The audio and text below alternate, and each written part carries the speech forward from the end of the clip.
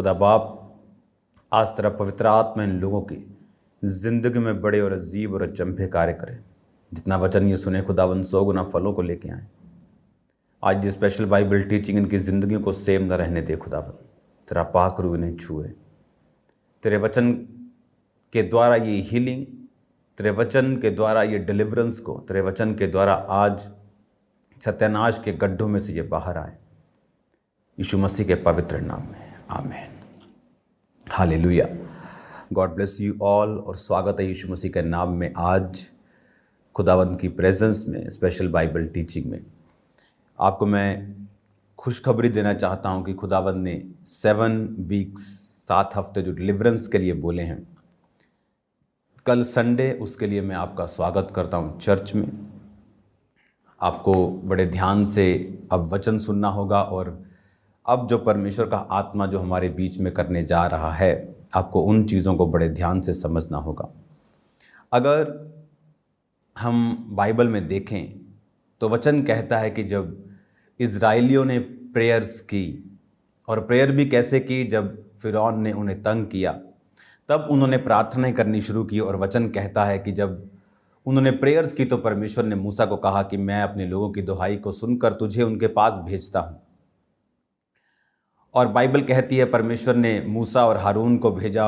मूसा को परमेश्वर के वचन के अनुसार और हारून को मूसा के कहने के अनुसार कि मैं अकेला नहीं जाना चाहता हूँ, कि मैं मुंह का भद्दा हूँ।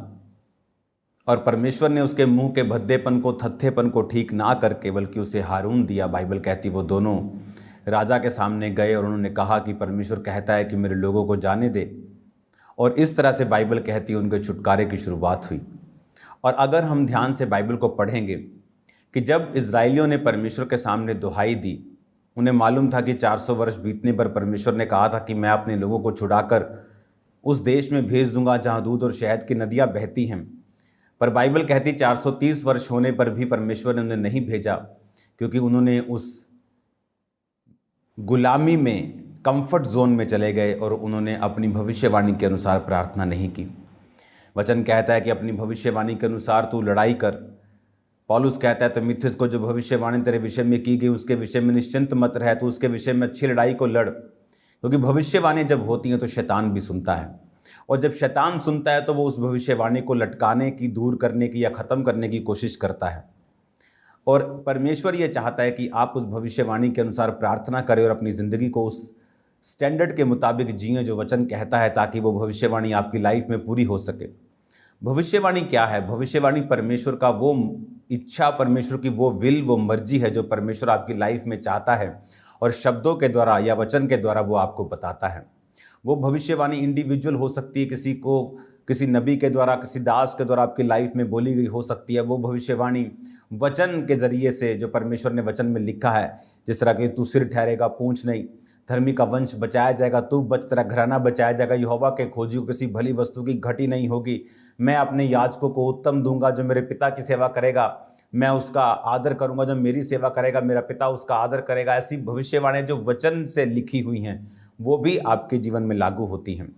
और अब जब बाइबल कहती है कि मूसा और हारून उनको छुड़ाने के लिए गए, और परमेश्वर ने जब देखा कि उन्होंने प्रेयर्स करनी शुरू कर दी हैं, तो परमेश्वर ने मूसा को कहा अब जा और उन्हें छुड़ा। और अगर आप ध्यान से बाइबल को देखें, जब भी परमेश्वर आपकी लाइफ में कोई काम करना चाहता है, मैंने बहुत सी लाइव्स में देखा है, बहुत सी जिंदगियों में देखा है कि परमेश्वर ने लोगों को एक खास चर्च जाने के लिए बोला है। जब उन्होंने प्रेयर्स किए, परमेश्वर हमें छुड़ा, हमें इस चीज़ से छुड़ा, हमें उस चीज़ से छुड़ा, तो याद रखो हमेशा परमेश्वर अपने लोगों के पास आपको भेजता है। परमेश्वर ने डायरेक्ट इजराइलियों को छुड़ाने के लिए फिरौन से बात नहीं की, बल्कि एक व्यक्ति को ठहराया। और इसीलिए वचन कहता है आज नया नियम में परमेश्वर ने सबसे पहले चर्च में प्रेरितों को ठहराया है, भविष्यद्वक्ताओं को ठहराया है, इवेंजलिस्ट, पास्टर्स, प्रीचर, टीचर्स को ठहराया है, ताकि मसीह की कलीसिया जो है वो उन्नति पाए, जो देह है वो उन्नति पाए। और आज अगर परमेश्वर का आत्मा हमारे बीच में है और वो काम करता है, तो लोग बोलते हैं कि चर्च जाने की क्या ज़रूरत है, उसको घर में बैठ के पुकारो, वो अपना आत्मा नाप नाप के नहीं देता। तो उसी की आत्मा ने यह वचन लिखा है कि परमेश्वर ने चर्च में प्रेरितों को ठहराया है। क्या काम करते थे प्रेरित? वो डॉक्ट्रिन्स को इस्टेब्लिश्ड करते थे, वो कुरीतियों को बताते थे। जैसे आजकल एक कुरीति नहीं चल रही है कि अगर आप को किसी वर्शिपर का सॉन्ग गाना हो तो आपको वो बोलते हैं कि मेरा नाम नीचे मेंशन करो। कितनी बड़ी ये कुरीति है, कितना बड़ा ये पाप है कि एक सॉन्ग अगर किसी चर्च में गाया जाए तो वो सॉन्ग से आपको बरकत मिलती है अगर आपने वो गाया है, अगर दूसरा कोई उसे गाता है, और पब्लिक जो जनता है, जो विश्वासी हैं, वो उससे आशीष पाते हैं। नॉन बिलीवर जनता वो भी आशीष पाती है। इसलिए मैंने कहा जो अंकुर नरोला मिनिस्ट्रीज के ऑफिशियल सॉन्ग्स हैं उसे हमें पूछने की जरूरत नहीं, आप उसे गाओ। अगर आप अपनी चर्च में गाना चाहते हो, आपका मकसद कोई फाइनेंशियल नहीं है कि सिर्फ व्यूज़ कमाना नहीं है, आप चर्च में गाना चाहते हो, क्रूसेड्स पे गाना चाहते हो, आपको हमारा नाम भी मेंशन करने की ज़रूरत नहीं, मेरे सिंगर्स को मेंशन करने की ज़रूरत नहीं, मेरी मिनिस्ट्री को मेंशन करने की ज़रूरत नहीं, जस्ट गाओ और कुछ नहीं होगा, कोई एक्शन नहीं होगा आपके खिलाफ। और इमेजिन करो आजकल के जो लोग हैं, इसलिए मैं कहता हूं कि वर्शिपर्स ढूंढना बहुत मुश्किल है। सिंगर्स ढूंढना आसान है, गॉस्पेल सिंगर्स आपको मिल जाएंगे, लेकिन वर्शिपर ढूंढना जो आत्मा की बातों को समझते हों और उन्हें शर्म आनी चाहिए ऐसे लोगों को जो इस तरह की बातें करके पवित्र आत्मा को निराश करते हो। और ऐसे भी इनमें से लोग हैं जो बड़े बड़े सिंगर्स के साथ, जिन्होंने बड़े बड़े वर्शिपर्स के साथ गाया हुआ है, आत्मा वाले वर्शिपर के साथ गाया हुआ, आज वो दुनिया में नहीं है। क्यों? क्योंकि आज पवित्र आत्मा की बात को लोग सुनना नहीं चाहते। उन्हें मालूम नहीं कि परमेश्वर ने कलीसिया में किन लोगों को ठहराया है। उन नबियों दासों का वो उनको मालूम नहीं कि उनका जो स्थान है कलीसिया में क्या है। अगर आप बाइबल ध्यान से पढ़ें, आने वाले समय में इन ये संडे से मैं आपको बताऊंगा कि 7 संडेज, 7 हफ्ते, अगले थर्सडे से और इस संडे से मैं आपको बताऊंगा 7 थर्सडे और 7 संडे डिलीवरेंस के होंगे, छुटकारे के होंगे। और परमेश्वर ने मुझसे कहा है आप लोग जबरदस्त रीति का छुटकारा पाओगे यीशु मसीह के नाम में। आपको जस्ट इन 7 हफ्तों में चर्च मिस नहीं करना और ऑयल की बोतल के साथ आपको आना है ताकि वो आप मसाओ। मैं भी आपको ऑयल देता हूं फ्री, दूंगा भी, डबल दूंगा, ट्रिपल दूंगा, डोंट वरी, लेकिन उस ऑयल की बोतल के साथ आपको आना है ताकि वो मसा जो है, वो अनॉइंटिंग, वो ऑयल पे लगातार ठहरी रहे और वो आपकी लाइफ में हथियार की तरह काम करे। हालेलुया। आने वाले समय में, आने वाले 7 संडे और थर्सडे में अलग अलग टॉपिक के ऊपर प्रीच होगा। संडे एक टॉपिक के ऊपर प्रीच होगा, थर्सडे एक टॉपिक के ऊपर प्रीच होगा, उसी टॉपिक पे प्रीच होगा और टीच होगा, और उसके बाद उसी टॉपिक के लिए डिलीवरेंस होगी। अगर कर्जे के लिए प्रचार हो रहा है तो कर्जे के विषय में कैसे बाहर आना है, प्रीचिंग होगी, टीचिंग होगी। उसके बाद आपको मसा किया जाएगा, ले हैंड किया जाएगा और डिलीवर किया जाएगा। और एक नंबर मैं आपको लॉन्च करूंगा, टेस्टिमनीज नंबर, और आप हैरान होंगे आप कि इन 7 हफ्तों में हजारों, सैकड़ों टेस्टिमनीज हम सुनने के लिए जा रहे हैं। तो कल संडे के लिए आपको तैयार रहना है, क्योंकि परमेश्वर का आत्मा अजीब, अचंभे और बड़े काम करने के लिए जा रहा है। आपने इमेजिन नहीं किया होगा जो आपकी लाइफ में होने वाला है अगर आप फॉलो करना स्टार्ट कर दें, जो मैं आपको प्रोफेटिकली बता रहा हूं, जो परमेश्वर का आत्मा करने जा रहा है। अब एक और चीज जो मैं आपको बताने जा रहा हूं कि परमेश्वर ने क्यों दासों को ठहराया है और उनके पास परमेश्वर ने अधिकार दिए हैं, उनको पावर दी है लोगों को डिलीवर करने की, लोगों को आजाद करने की। और सभी दास एक समान नहीं हैं। अगर आप निर्गमन की पुस्तक पढ़े, जब परमेश्वर ने अलग अलग तरह की महामारियों से मिस्र को ग्रसित किया, तो बाइबल कहती है कि जब आप निर्गमन उसकी 7 बाब से लेकर आप लगातार 10 बाब तक पढ़ते हैं, मेंढकों की जैसे हम महामारी 8 बाब में पढ़ते हैं, तो बाइबल कहती है कि फिर 8 की 5 में यहोवा ने मूसा को आज्ञा दी, हारून से कह दे नदियों, नहरों, झीलों के ऊपर लाठी के साथ अपना हाथ बढ़ाकर मेंढकों को मिस्र देश पर चढ़ा ले आए। परमेश्वर ने मूसा को कहा हारून से कह दे नदियों पर अपना लाठी बढ़ा, हाथ बढ़ा, तो लिखा कि बहुत से मेंढक आ गए। 16 आयत में लिखा, यहोवा ने मूसा से कहा हारून को आज्ञा दे लाठी बढ़ाकर भूमि की धूल पर मार, जिससे मिस्र देश भर में कुटकियां बन जाएं। आप देखेंगे परमेश्वर ने मूसा को कहा कि हारून को बोल, हारून को बोल, हारून को बोल, हारून को बोल। और अब अगर आप निर्गमन 10 बाब को पढ़ेंगे और 9 बाब की 13 आयत को पढ़ेंगे। इससे पहले अगर आप पढ़ेंगे, वो घरेलू पशुओं की महामारी हो, वो दूसरी डांसों की, कुटकियों की, मेंढकों की हो, हारून काम करता रहा, लेकिन अब परमेश्वर ने उसका लेवल सजा का बढ़ा दिया। मिरेकल्स का जो पावर थी वो बढ़ा दी। अब परमेश्वर ने कहा कि ओलों की महामारी होगी, कि ओले बरसेंगे। तब यहोवा ने मूसा से कहा, सवेरे उठकर फिरौन के सामने खड़ा हो और बोल कि यहोवा इस प्रकार कहता है कि मेरे प्रजा के लोगों को जाने दे कि वे मेरी उपासना करें, नहीं तो अब मैं तेरे कर्मचारियों, तुझ पर, तेरी प्रजा पर सब प्रकार की विपत्तियां डालूंगा। तू जान ले कि सारी पृथ्वी के ऊपर मेरे तुल्य कोई नहीं। हालेलुया। अब 22 आयत में लिखा, तब यहोवा ने मूसा से कहा, अपना हाथ आकाश की ओर बढ़ा। ये ओलों की महामारी, मैंने जब इसकी स्टडी की तो ये महामारी थी जहां पर परमेश्वर ने हारून को बोलना बंद कर दिया, क्योंकि ये उसके बस के बाहर था।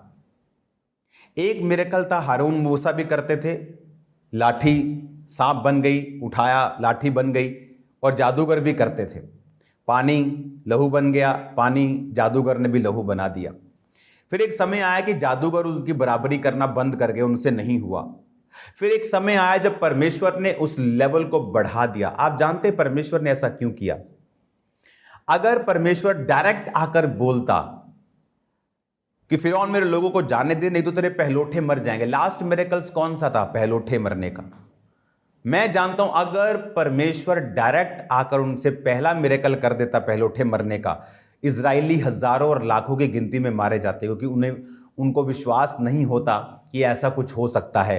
वो भी घर के बाहर रहते, कोई लहू ना लगाता, कोई अनगैली कर लेता और सब मर जाते, बहुत से मर जाते। लेकिन परमेश्वर ने मिरेकल्स के बाद मिरेकल्स के बाद मिरेकल्स दिखाए और फिरौन को और उसकी प्रजा को ठट्ठों में उड़ाया, और इजरायलियों के अंदर एक कॉन्फिडेंस पैदा कर दिया कि जो मूसा कहेगा, हारून कहेगा, वो होगा। इनसे परमेश्वर बात कर रहा है। हालेलुया। और अब एक समय आया जब परमेश्वर मूसा को बोलता है, हारून से कह मेंढक आ जाए, हारून से कह कुटकियां बन जाए, डांस आ जाए।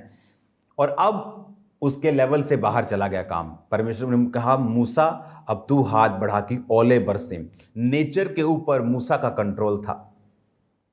ये एक बड़ा मिरेकल है। जीसस क्राइस्ट के पास ये मिरेकल था, नेचर के ऊपर कंट्रोल करना, बारिश को कंट्रोल करना, बादलों को कंट्रोल करना। हजारों बार अपनी मिनिस्ट्री में हमने देखा है ये मिरेकल्स। और कंट्रोल करना पावर के साथ, परमेश्वर की अनॉइंटिंग के साथ। और बाइबल कहती है कि अब जो मिरेकल्स का लेवल जब बढ़ गया, परमेश्वर ने मूसा को बोला, टिड्डियों की महामारी मूसा को, घोर अंधकार की महामारी मूसा को, पहलोठों की महामारी परमेश्वर ने मूसा को कहा। समुद्र पर जब 2 भाग करना था, परमेश्वर ने मूसा को कहा। जब वो जा रहे थे और पानी कड़वा हो गया, परमेश्वर ने मूसा से बात की कि पौधा पानी में डाल दे और पानी मीठा हो जाएगा। हालेलुया। परमेश्वर ने मूसा से फिर बात की, और क्योंकि वो जो पावरफुल काम थे, एक अनॉइंटिंग, हर एक का लेवल अलग है। हर एक व्यक्ति दूसरे जैसा, हर एक दास दूसरे जैसा नहीं है। मूसा का लेवल अलग था, हारून का लेवल अलग था। और जो व्यक्ति इन चीजों को नहीं समझते हैं, वो नहीं समझते लेवल की बातों को, वही हमेशा अंधेरे में रहते हैं। बहुत से लोग मैंने देखा है मिनिस्ट्री में जो बोलते हैं पास्टर्स को कि खामरा चर्च में जाओ तुम हील हो जाओगे, और लोग आए और हील हो गए।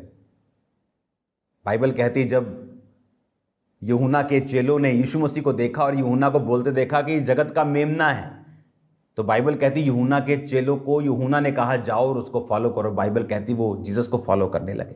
यूहन्ना को मालूम था उसकी सेवकाई अब ये लेवल है उसका, अगला लेवल जीसस क्राइस्ट का है। हालेलुया। ये रियल हम्बलनेस है। दुकानदारियों की तरह नहीं, जो आजकल लोग फॉरेन में जब चर्चेस, खामरा चर्च भर जाती हैं तो वो इकट्ठे होकर बोलते हैं कि ये कैसी चर्च है जो स्क्रीन पे चल रही है, आओ इनके खिलाफ कुछ करें, क्योंकि वो चर्चिस नहीं चला रहे, वो दुकानें चला रहे। अगर चर्चिस चला रहे होते, अगर मैं चर्च चला रहा हूं, तो मेरे पास लोग आके बोलते थे कि देखो आपके पास एक चर्च खुल गया, वो क्या। मैंने कहा जो खुदा ने मुझे दिया है वो मुझसे कोई छीन नहीं सकता। और लोगों ने देखा इस चर्च को 100 गुना बढ़ते हुए, और मुझे देखा ना परवाह करते हुए और कहीं अधिक फलवंत होते हुए। तब चर्च में कोई ओवरफ्लो सेक्शंस नहीं लगते थे। आज चर्च में 1400 टेंट लगते हैं। मैं 50,000 चेयर सिर्फ साइड पे जो लगती है उसे और ऐड कर रहा हूं चर्च में। कैसे पॉसिबल है? जब आप ये समझते हैं कि ये दुकानदारी नहीं है, कि मेरी रूह उधर चली गई, ये कोई बिजनेस नहीं है। अगर आपके लोग सेटिस्फाइड हैं, अगर आपके लोग, आप उनको अच्छी खुराक दे रहे हैं, वो क्यों जाएंगे? ये आपके ऊपर एक कलंक है कि इसका मतलब आप लोग जिम्मेवारी से भाग रहे हैं। क्योंकि रूहों को जब ब्लेसिंग मिलती है वो वहां जाते हैं। और अगर हमने इसको बिजनेस बना के रखा है तो हम चिंता करेंगे, ओ मेरा एक बंदा उधर चला गया, ओ 2 बंदे उधर से आगे, वाओ। लेकिन जो रियल मैन ऑफ गॉड है वो इस बातों की परवाह नहीं करता। कौन आ रहा है कौन जा रहा है उसे नहीं पता। उसे ये मालूम है खुदा ने एक बड़े मकसद के लिए उसे चुना है, लोगों को डिलीवर करना, लोगों को आज़ाद करना और लोगों को उसे फॉलो करना है। आमीन। 7 हफ्ते कल से शुरू हो जाएंगे और मैं आपको बता रहा हूं, कल एक इंट्रोडक्शन मैं आपको डिलीवरेंस के विषय में दूंगा और कल से डिलीवरेंस स्टार्ट करूंगा और उसके बाद 7 वीक्स हम गिनेंगे थर्सडे से। और मैं आपको बता रहा हूं खुदावंद बड़े काम आपकी लाइफ में करने जा रहा है। कल के लिए तैयार हो जाओ। संडे टाइम पर आओ, वर्शिप पूरी अटेंड करो, टेस्टिमनीज को अटेंड करो। मैं आपके साथ वर्शिप अटेंड कर रहा हूँगा और खुदावंद बड़े काम आपकी लाइफ में करने जा रहा है। मैं आपको बता रहा हूँ कल खुदावंद की सुपरनैचुरल पावर जो है वो चर्च में काम करेगी और डिलीवरेंस काम करेगी। जस्ट स्पिरिट में, फास्टिंग में, प्रेयर में, शैतान के कामों को नाश करते हुए, लड़ाई झगड़े को इग्नोर करते हुए चर्च में बैठो, वर्शिप अटेंड करो, प्रेयर अटेंड करो, वचन को सुनो। मैं आपको बता रहा हूँ कल आप सेम नहीं जाने वाले यीशु मसीह के नाम में। आमीन। खुदावंद का आत्मा बड़े काम आपकी ज़िंदगी में करने जा रहा है। मैं आपको बता रहा हूँ उसने मुझसे बात की है डिलीवरेंस वीक स्टार्ट करने के लिए, तो इसका बड़ा मकसद होगा और आप देखेंगे परमेश्वर का आत्मा किस रीति के साथ लोगों को आज़ाद करता है। हालेलुया। प्रोफेटिक वर्ड्स के लिए, उसकी हीलिंग पावर के लिए, उसके डिलीवरेंस के लिए तैयार हो जाओ। बड़े कामों को देखने के लिए तैयार हो जाओ। हालेलुया। और यही परमेश्वर चाहता है, क्योंकि उसने हमें अपनी महिमा के लिए बुलाया और वो आपको अपनी महिमा के लिए आज़ाद भी करेगा, ब्लेस भी करेगा, हील भी करेगा, डिलीवर भी करेगा। हालेलुया। आपके ड्रीम्स में, आपकी विजन्स में खुदाबंद का आत्मा आपको डिलीवर करेगा।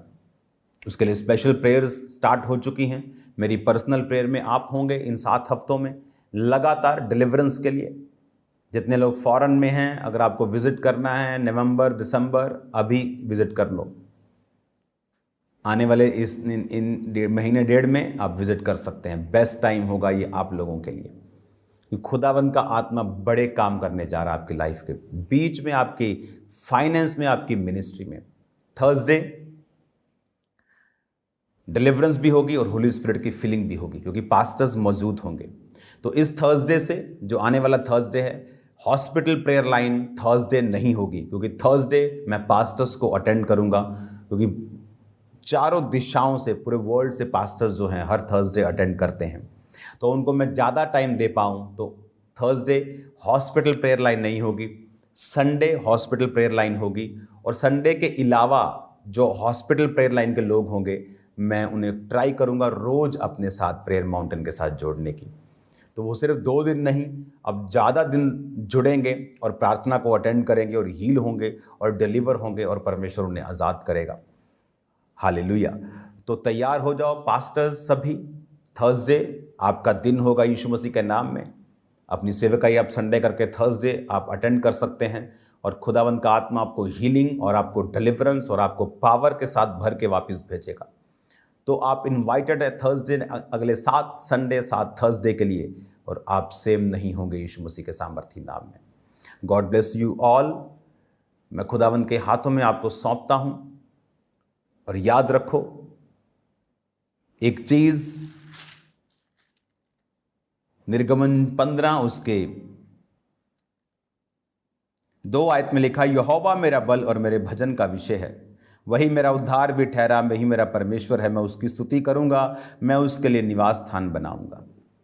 ये बाइबल कहती परमेश्वर ने उनको छुड़ाया, डिलीवरेंस दी। उन्होंने कहा मैं परमेश्वर का निवास स्थान जो है वो बनाऊंगा। परमेश्वर का निवास स्थान में रहना, उसको बनाना, उसमें आना, ये एक विश्वासी का काम है। हालेलुया। ऑनलाइन मीटिंग उनके लिए है जो आइसलैंड में बैठे हैं, जहाँ कोई चर्च नहीं, जब वो बर्फ़ में बैठे हैं -30 डिग्री में, फौज में बैठे हैं किसी सियाचिन ग्लेशियर के पास। ये उन लोगों के लिए है।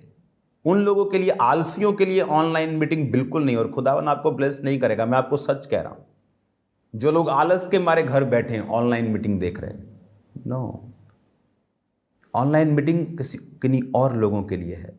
हमें परमेश्वर के घर में रहना है ताकि हम बरकतों को पा सकें। मैं आपको सच कह रहा हूँ, आपको कड़वा लगेगा लेकिन ये सच है, मैं आपको बता रहा हूँ।